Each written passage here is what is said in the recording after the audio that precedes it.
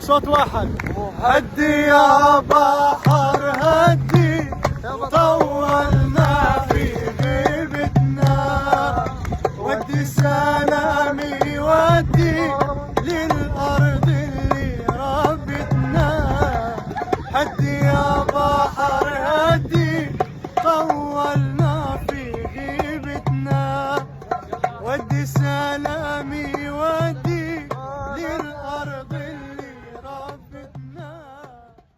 Really, it's weird just trying to reading through the history and just reading the different stories that are out there on social media platforms or through research. I think it's just hard trying to think how people felt going through that exodus, through that displacement and land confiscation and annexation and just more borders, more control, more Palestinians kicked out of Palestine and just trying to seek refuge in neighboring countries or in other countries of the world.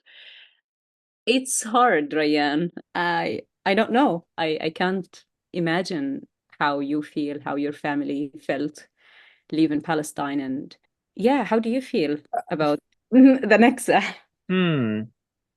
As I was reading up about the Naksa, it made me think about the current genocide quite a bit in terms of the strategies that are used, the sort of the propaganda strategies that the colonizers tend to employ. They haven't changed. They're not very original, Dalal. Like they use the same old stuff again and again, claiming that the Naksa was a war of no choice. They say the same thing about what's happening right now in Gaza. You know, claiming that they're there for one thing, they tell the world one thing, but they do something else. But I think what we should do is we should start off by telling our listeners that the word Naksa actually means the setback. And I found that really interesting. Did you want to explain, Dalal, what is meant by setback? Because your Arabic is better than mine.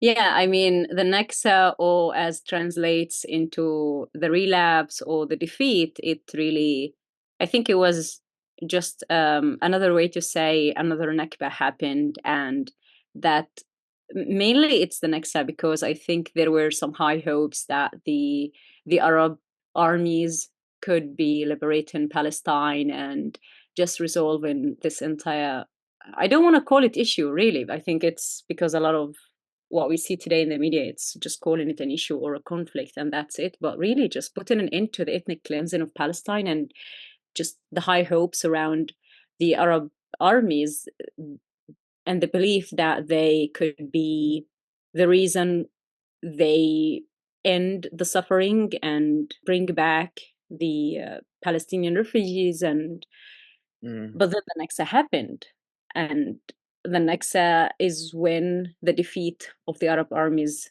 due to different reasons. Mainly, I think it's even one of those even myths around how there was an assumption that these Arab armies were prepared or they had a unified mission, that they are going into that quote unquote war against quote unquote. I think just the lack of preparedness and the lack of vision and objective, I think, by the different countries, the Arab countries and their armies going into the war with Israel after about 20 years. I think it was even 19 years since 1948 up to 1967, and the continuous just expansion and ethnic cleansing of Palestine. I think people just had the thought things could just change overnight, and sadly that was just even another culmination of adding more and more to the suffering of the Palestinian people, and that is the Naksa.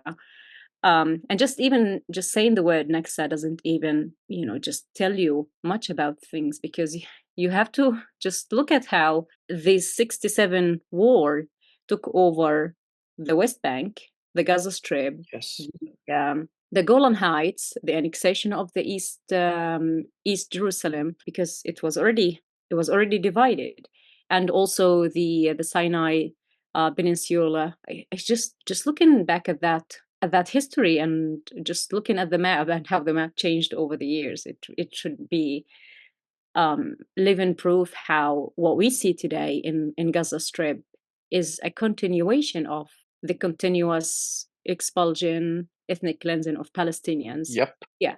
Colonization. That's exactly what it is. It's part of this. When you research the history of the Naksa, you see it is an extension of the Nakba. And those of us that are paying attention to the story of Palestine would see that the current genocide in Gaza is an extension of both the Nakba and the Naksa. So if you and I both put ourselves in the shoes of in the case, one of my parents and our grandparents, what we see is that after 1948, there was this assumption that still exists today within Palestinian society that we are going home. And so that's why it's called the setback, because after about 19 years after the Nakba, instead of being able to go home, it was like, oh God, another delay, another defeat. I think that's why we have to have this conversation, because what we see in colonial projects around the world is that those that colonize like to write the history. And when the colonizers here, that being the Israelis and the Zionist movement, when they recall what happened in 1967, they claim that it was either a war between equal sides and the Israelis just won, or that Israel was this poor, minute David versing a bunch of Goliath Arab armies. And that's not the case at all. In most cases, it actually wasn't a war, and that's why it was only 6 days. It's because Israel was actually, it's my understanding, the state of Israel was versing a bunch of armies that were fleeing and escaping and were already destabilized. Maybe we need to set the scene. Maybe we need to take a step back, Dalal. Maybe we need to explain who controlled the Gaza Strip and who controlled the West Bank.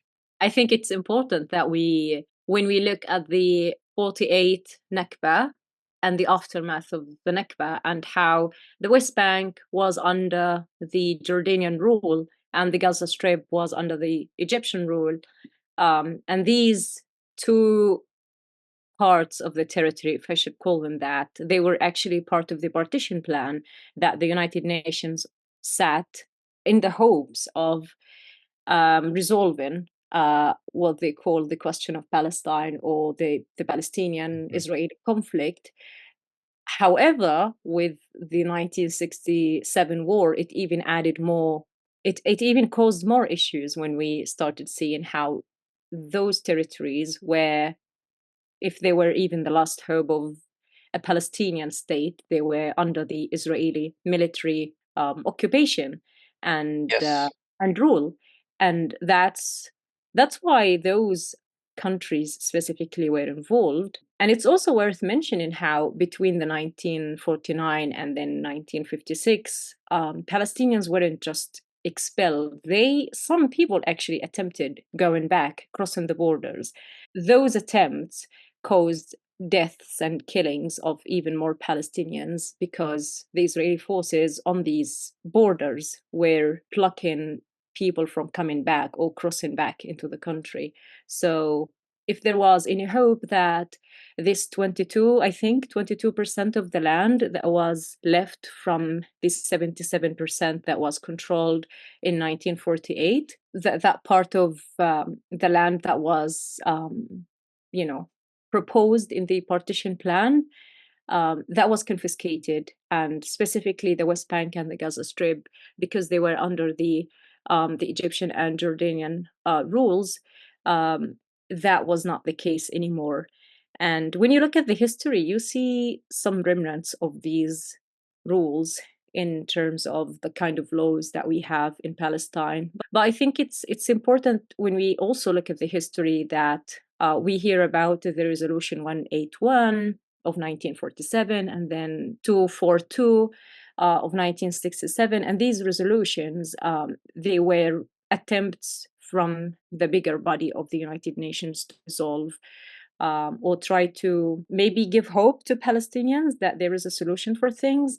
But then also the aftermath of all of these events, when you see those accords or treaties that they were signed in the hope also to quote unquote resolve the Palestinian quote unquote issue, nothing was successful at all. And we started seeing how the United States became more of an ally to Israel, and how Yes. the Palestinians were trying to develop some sort of organized, I think we can just call it liberation movement, seeing how the resistance movement started growing and started becoming part of an integral part of the Palestinian resistance and Palestinian steadfastness, not just in the aftermath of 1948, but also throughout the history. In the Gaza Strip, you had Egyptian soldiers in 1967 fleeing as the Israelis took over,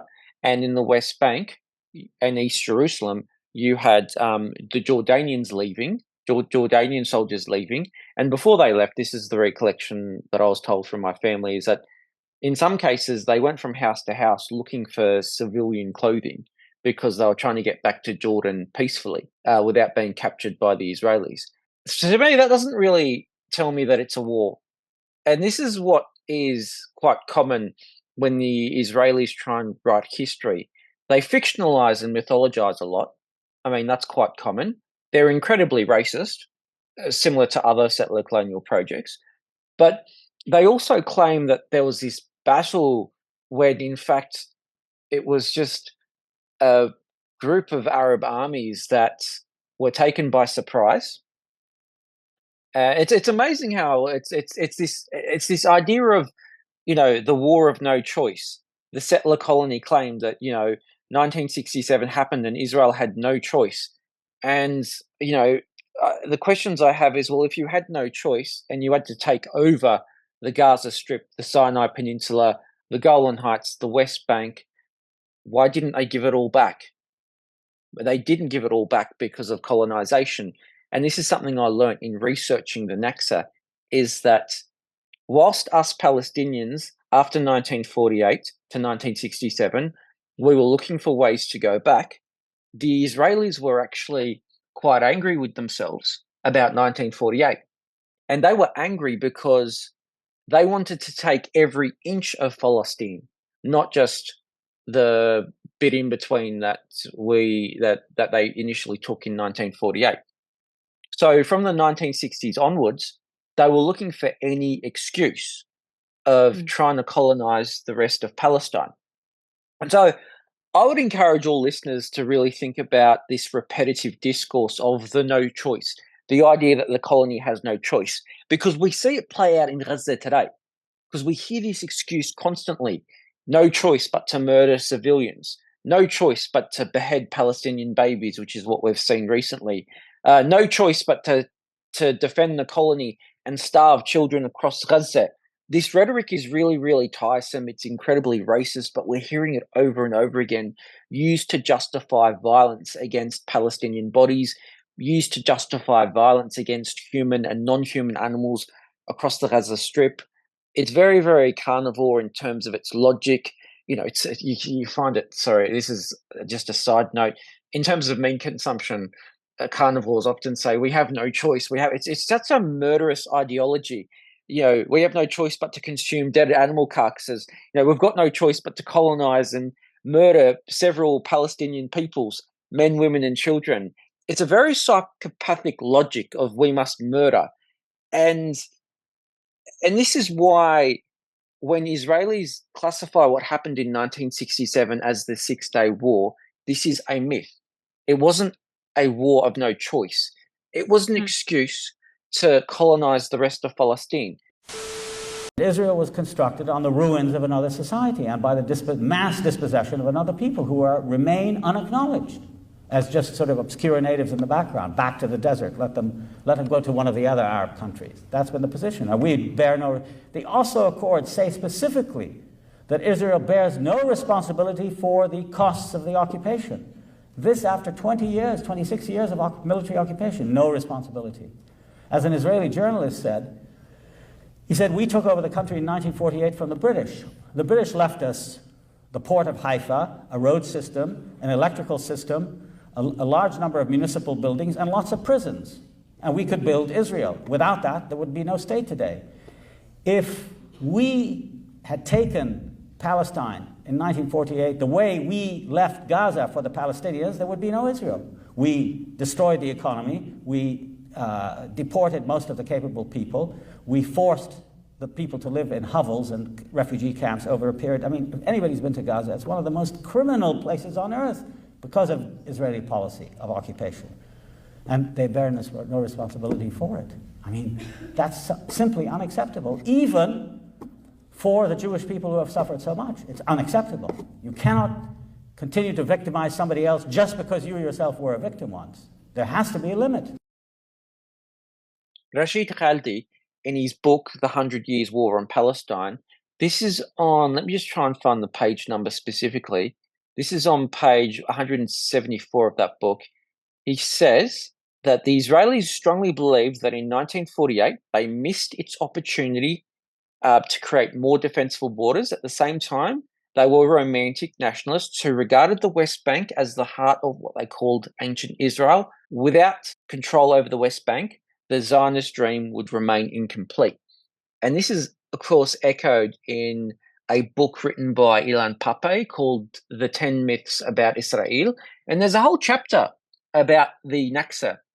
Ilan Pappé actually says that after the 1960s, the Zionist movement and the Israelis carefully planned how to create what they called Greater Israel, that they would include the West Bank. And also the excuse of no choice of murdering Palestinians, we see this happening right now in terms of the genocide in Gaza, because already there is a settler movement ready to move into Gaza. So for 75, 76 years now, the murderous Zionist movement has played the same old tune and has gotten away with ongoing murder. I think it's also the fact that when you look at the Nakba and then the Naksa and how hundreds of thousands of Palestinians were and still are being displaced and ethnically cleansed from Palestine in different places, in different shapes and forms of that ethnic cleansing or displacement, it really speaks volume of how when Israel frames itself as we are defending ourselves and we are being victorious in 1967 war, when the impact of this victory resulted in the genocide and still continues, that is still continuing in Gaza, and the diaspora Palestinians and the continuous loss of the land, the confiscation, the demolitions, the arrests, the administrative detention, just all these shapes and forms of dehumanization of Palestinians.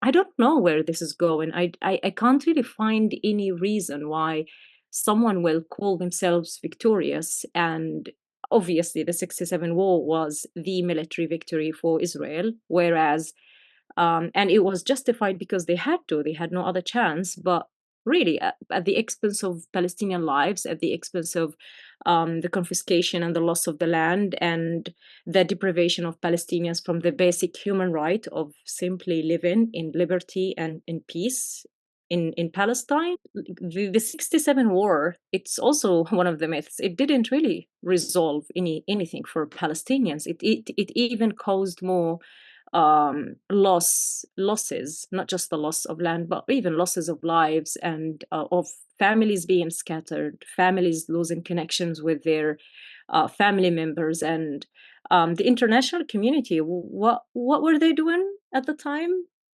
Did you? Yeah. I mean, when we look at the history, it's just the continuation of more treaties signed or more. I mean, that would be something we'll talk about another time, the Oslo Accords and the other accords that were signed, or even signing more resolutions by the United Nations for the end of the suffering or providing solutions for the Palestinian issue, and calling for ceasefires, but then that never actually resolved anything. When we look at the Naksa and trying to understand how it really impacted our lives, it really revolutionized activists, and it even opened eyes to the situation that's happening in Palestine is continuing, and the Nakba was Yes. just one step.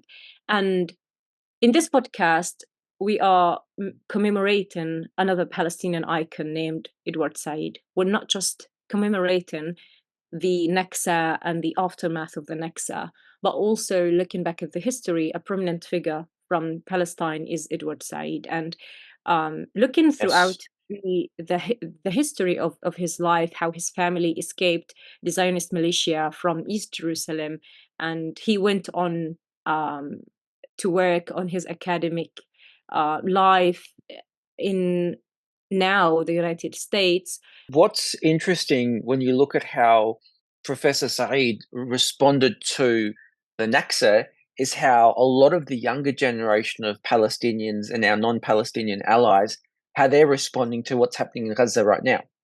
So after October 2023, a lot of younger people, a lot of people with a conscience, a lot of people who know that genocide is wrong, changed. You could make the argument that a lot of people, after seeing the horror we're witnessing right now in Gaza, a lot of people are not the same in terms of their career trajectories, in terms of what they want out of life, in terms of what they want to study, in terms of where they want to work. No one wants to be complicit in genocide. What we see when we look at Said's response to the Naksa is that it had a very similar impact on him, where he felt more Arab, if that makes sense. He felt he was a Palestinian. And you could even argue that it even shaped his academic career. It's what encouraged him to research and write the landmark text Orientalism, which was an amazing discourse that enabled us to see how racist the West is and how the West creates these narratives about the Arab world and non-Western peoples to legitimize genocide and colonization. Look at the story and the history and the life of Edward Said and how the historical events of the Naksa and the aftermath of the Naksa revolutionized him, and how today, how the events of October the 7th in 2023 revolutionized a lot of people and actually liberated them. Because I've been seeing it and hearing it across social media platforms, how Gaza حررتنا. Gaza liberated us, and what's happening in Palestine is liberating people. And here, liberation is not the actual meaning of someone being imprisoned and liberated, but it's pretty much how the mindset, how the thoughts and feelings of people, if they didn't think anything before about Palestine or had one side to justify things and rely on, they actually started seeing with clearer eyes what was actually happening in Gaza. And just to reiterate how the events of October the 7th did not really start the Palestinian quote unquote issue or the war against Palestine. It runs down the history to 1948 and even before. So just keep that in mind when you really think of Palestine and what's been happening around in the country. But it's been very inspiring, if I should say the least, how people have been becoming more and more aware of what's happening in Palestine and how Palestinians have been living all throughout the years, and what's been causing all the suffering and the harm against Palestinians. And we have been seeing how people started becoming more educated, reading the works of Palestinian prominent figures, namely Edward Said, reading the literature of and the poetry of Mahmoud Darwish, reading the works of Rashid Khalidi, and even other historians like Ian Pape and other names. We're not just mentioning people specifically here, but as a way of to name some examples for reference. But that has been very, very liberating. Don't you think so, Ryan? At the time when the Naksa occurred, he had that knowledge and background in terms of contextualizing the Naksa as being an extension of the Nakba. And seeing the reporting and the disjuncture between his own experiences and how the Western media were supporting the colonization of his people, that's something that did not sit well with him, and that woke him up in his own way. He was a changed man. As you were talking, I was comparing Said's awakening in 1967 to a lot of the awakenings that we're witnessing as Palestinians by non-Palestinian allies, and even Palestinians within the diaspora themselves. I even had a cousin of mine who got in contact with me who lives in Turtle Island, and she asked about, that time we caught up in Palestine. And I said to her, do you remember why it took us a lot longer to travel from Ramallah to Nablus? Do you remember why we had to go through all these checkpoints? She was quite young at the time, but I had to remind her, do you remember why? It's because of the system of colonial apartheid that's imposed. So Said was able to see the Naksa unfold. It revolutionized him. He had that context as a person who survived the Nakba. He had inherited a lot of the Nakba trauma.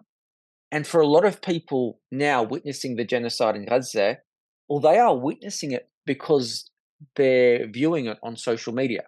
So Said himself sees the mainstream reporting of the Naksa as it unfolded within the American press.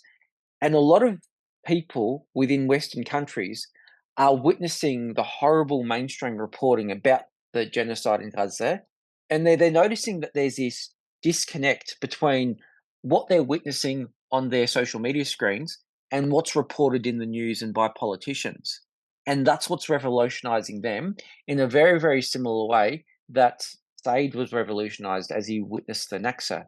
I think we can listen to Edward Said and his words on how the Naksa revolutionized him. Hopefully, that would inspire more people to start seeing things differently of what's happening in Gaza and maybe find their own path to advocate for Palestine and hopefully call for a ceasefire and end this suffering and ethnic cleansing of Palestinians.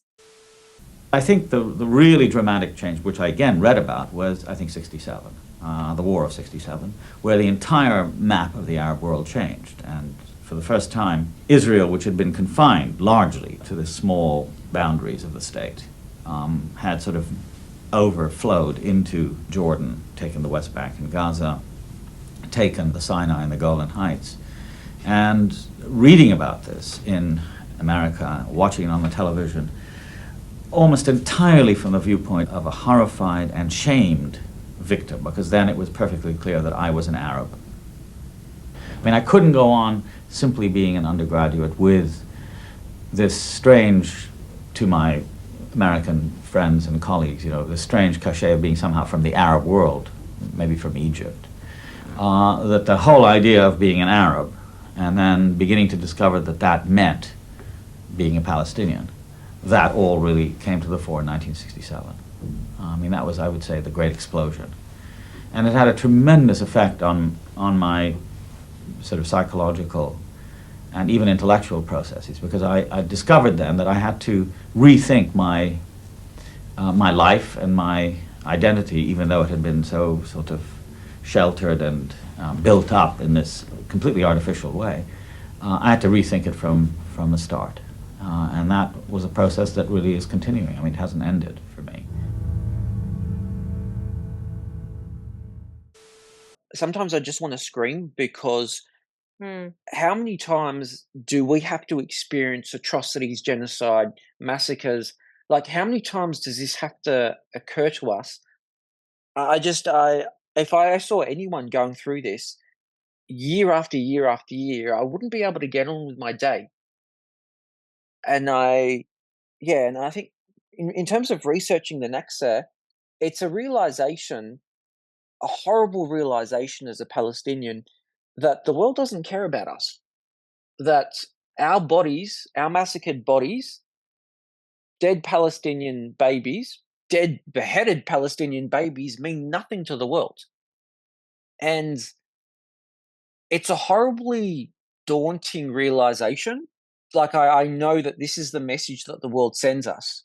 And that's why the Nakba, the Naksa, the current genocide in Gaza, which is a total dabha, a butchering, that's why it's almost like there's this unwritten rule that gives colonizers permission to continue annihilating, butchering, and genociding an indigenous population. And I think that's why this topic was so hard to read about, because the way the world reacts is consistent. It's consistently racist.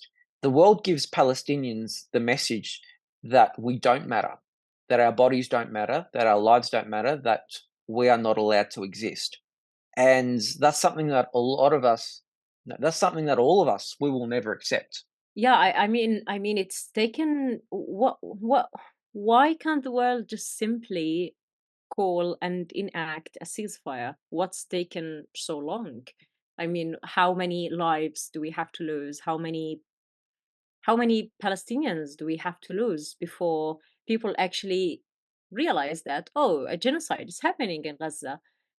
What is the waiting for? I don't understand it. What is the world expecting to see and hear more about coming from Gaza about the genocide for them to simply call for a ceasefire? It's all that could, I don't know. Um, I think Edward Said really um, said some important words on his revolutionization. I think we should just call this episode the Great Explosion.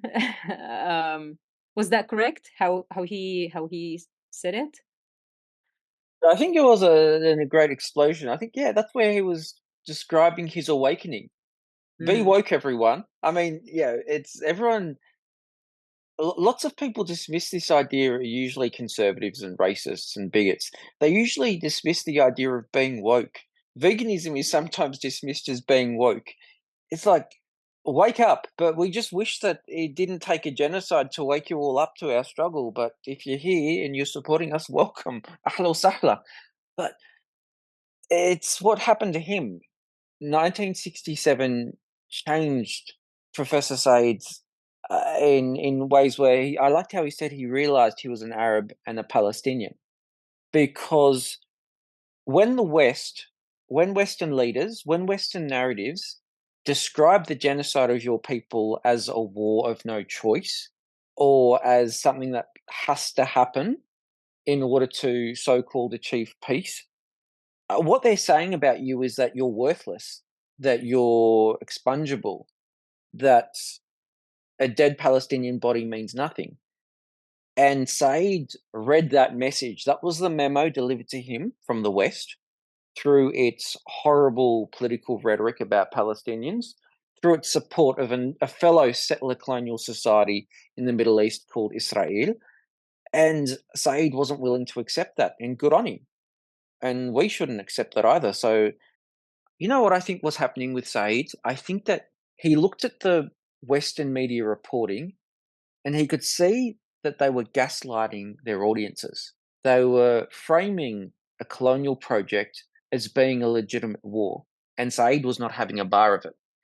And with this next generation, the reason why they want to ban TikTok and the reason why Meta is so anti-Palestinian in terms of its skewed racism is because the next generation, they're armed with pronouns and Palestine. It also means that they are not willing to be gaslit. They are not going to have a bar of it. When they see a dead Palestinian baby on their social media screens, and then they see on their news screens that a Zionist Karen was walking across a university campus and she felt unsafe because there was a slogan from the river to the sea. Like, they're comparing these two experiences. They see a dead Palestinian baby and they see a white lady in a Western country who's crying victim. Interestingly, though, Dalal, Edward Said himself actually predicted that the internet, that social media would revolutionize the way people related and knew about Palestine. And this was something I came across in terms of researching Edward Said himself and the Naksa. Okay, so why don't we listen to Najla's recollection of her father, Edward Said, and how he would respond to student encampments today? I got a call from a friend of mine who was traveling with Murtaz Azeza, the journalist from Gaza, and she asked me if I'd like to come with him. I think yesterday they were doing a teach-in at the protest on Edward Said, my father. So I said absolutely, and we went over there pretty quickly. And we were only there for about 15 minutes, but it was incredible. A lot of them were holding my father's book, The Question of Palestine, with like their finger in it and the pages folded over. They're incredibly strong. They're very young. They're simply just sort of encamped there, living peacefully, and it's entirely quiet. Before my father passed away, he had said that the internet was going to make the biggest difference in this struggle. With social media and the internet, we've learned that people can see for themselves. They can seek out other things. They can ask more questions. So he would be very happy about that. He would be incredibly proud of these students. And I want to just emphasize that they're taking their education and using it. This is what they're learning. This is how my father's work and other people's work has changed how we read history. So he would be incredibly proud of that. I think that he would have probably approached President Shafiq personally and tried to speak with her and tried to help this situation not turn into what it has, which is also sort of heartbreaking because it really makes me wish he were here. To me, first of all, the idea of calling in the National Guard on these students is absolutely absurd. They're very compliant. They're not in any way combative. So I find this all very overblown.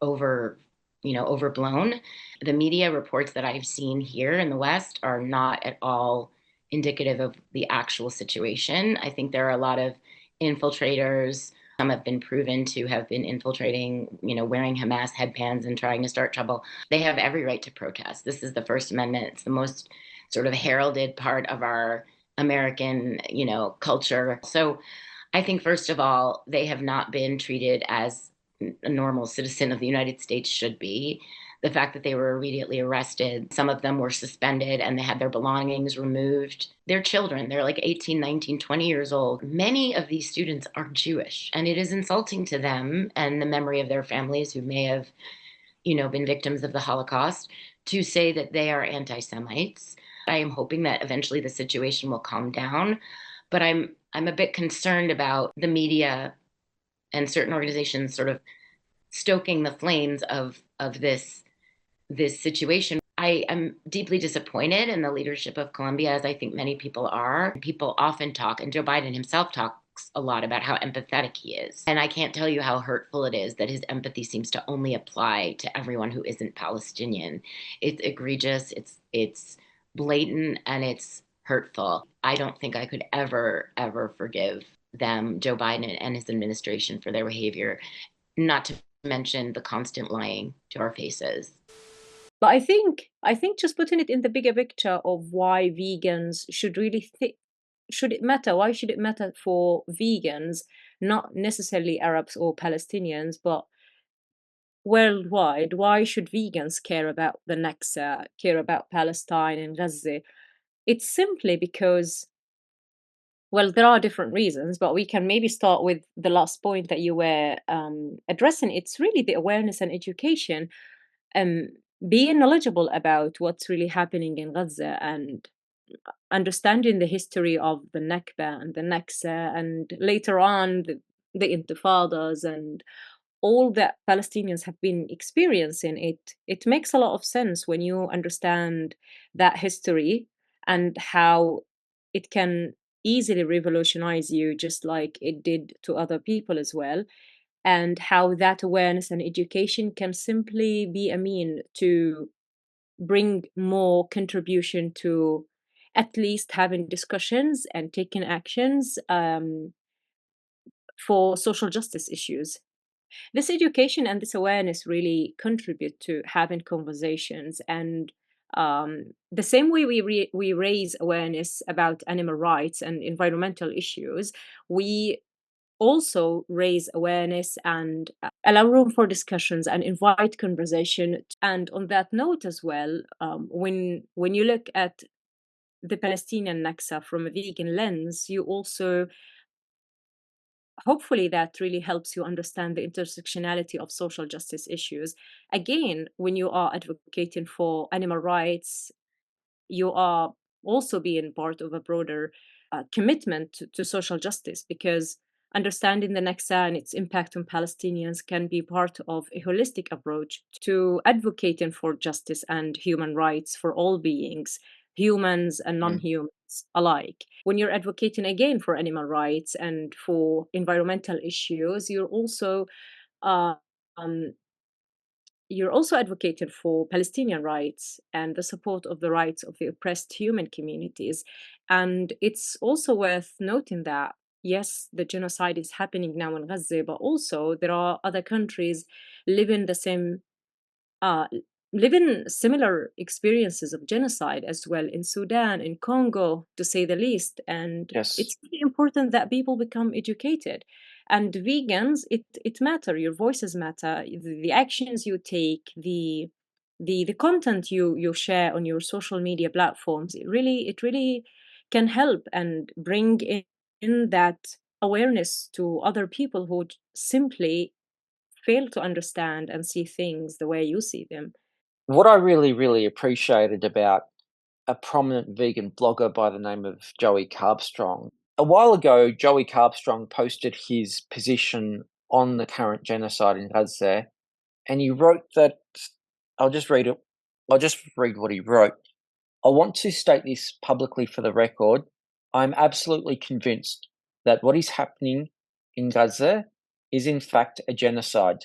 The conviction is not only based on the horrors happening on the ground, including the relentless bombing of civilian areas, schools, mosques, churches, hospitals, and refugee camps, but also on the complete siege of humanitarian aid, medicine, food, and water. And Joey Carbstrong continues, I am an animal activist because I believe in justice, equality, and the rights of all sentient beings. That principle, of course, extends to human beings, no matter their race or ethnicity. Apartheid, racism, oppression, and genocide are the antithesis of the principles that uphold my vegan values. The supremacist Israeli government is treating a besieged, helpless people in many ways like animals, which is horrific considering the ways animals are currently unjustly treated. As animal rights activists, we should oppose injustice wherever we see it. It's almost as though Joey himself is quite frustrated with the accusations that vegans have no place in terms of protesting against the genocide in Gaza. And it sort of gave me, well, after I saw Joey's post, it gave me hope in terms of the vegan movement, in terms of a realization that you cannot be dedicated to animal justice if human justice is compromised or ignored. And that's really the message. The podcast episode is just one step towards the awareness and the understanding. And there are so many resources online and offline, from the personal stories of Palestinians, from books, from literature written on the Nakba, the Naksa, and all those historical events that really have led us to where we are today. And again, this is just an invite to study and educate yourself and ask all the questions that can help anybody understand how they can really take the initiative to advocate for Palestine and for the Palestinian ongoing genocide.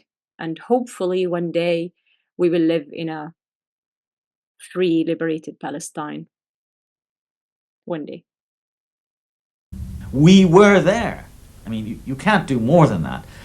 But it's so indecent and humiliating an exercise to have to say that we do exist.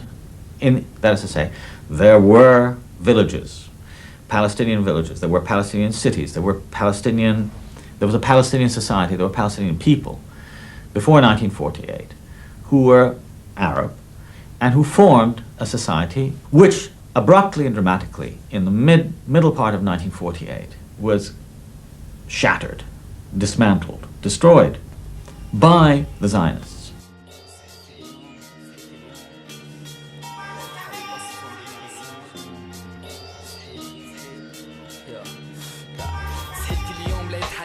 بمراسيم جنون والجنون فنان يرسم عشابي خدود مليانة دموع يحصد الأرواح ويروح من غير من وين رايح من وين جاي صحيت عجنون رسم له أسهم دخول تفضل معي البداية علم أننا في دولة قالوا لنا في سلطة يلا جربونا بديمقراطية يلا فلسطين في انتخابات حرة استنى بعلي في علامة سؤال تدوي بقوة منذ متى الديمقراطية تجاب للحرية سألت الأمة بس سؤالي طفى بال يدواوي الكاميرات عشان كانوا عارفة مين يشيل الأحداث مسلطين عدسات الشعب ماسك ورا عشان اليوم يوم عطلة في انتخابات الكل مدندن طول الدنيا سامع طرب بطريقه للبوكسي عالم حضر تمثيلية مثلناها منيح فريق نزل فريق طلع طيب فريق لازم يزيح تمثيلية كان لها نهاية مفاجئة العالم فكر ما تصير زعلوا منا صارت مقاطعة أنا بناديها تهزيق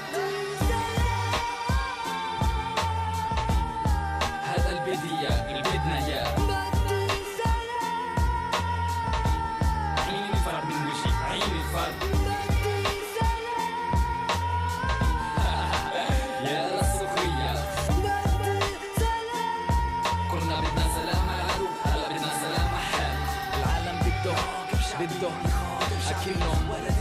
شكله مزحنا عالتقيل واحنا ما فهمناش ايش بصير هي ليش الجماعة زعلانين غريب عجيب فكرتهم كيفين على تقرير المصير هي الوجه المفروض لبس توب التكشير اقتراعنا مرفوض المقاطعة تحت التنفيذ تقول الاحتلال العقود ما كفى فنفوذ العالم يد واحدة التفى بفلسطين الجوع اتفشى واحنا جوعنا فتوحمنا لحوم بعضنا طعجنا بوزن فرود عوجونا وعزنا ضغطنا عصرنا تم اسرائيل خلص تتعبيش احنا بنصفي حالنا بحالنا ولما تبكي عشان ابنها انقتل من اللي كانت تناديهم زلاننا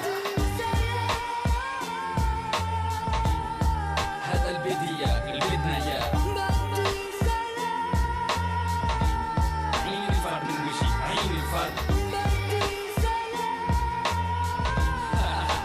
يا للسخرية كنا بدنا سلام على العدو هلا بدنا سلام محال على العالم شافنا وبما انه موجهين بعلامات المفاجأة كان يتفنن عنا انه هو بيتألم مسكين خضينا بعملنا البربرية هو من العالم متحضر متعود ينسى بطريق غرض جوية متعود ما يتطلعش ما يتأملش بنين الضحية بيتحملش المنظر فتحضر صار عنده مذابح اوتوماتيكية هلا عامل حاله زعلان على الوضع على القضية بيبكي بعين والتانية مشغلها بغمز الصهيونية فلسطينية أصبح عندي الآن بندقية خذوني معكم بس مش لحرب أهلية فلتوا العصبية في البيت احنا مش ناقصين يا عم اطلقتوا سراحي جاهلية في الوطن والجالية عطتنا دم شفت جنون راح ينكتب بالتاريخ سم كله مسموم واحنا بنحمي معلقة فيها سم ناخد جرعة بنمشط وبنرش كنا بدنا سلام مع العدو ولا بدنا سلام مع حالنا بنمشط وبنرش شو صار في شعبنا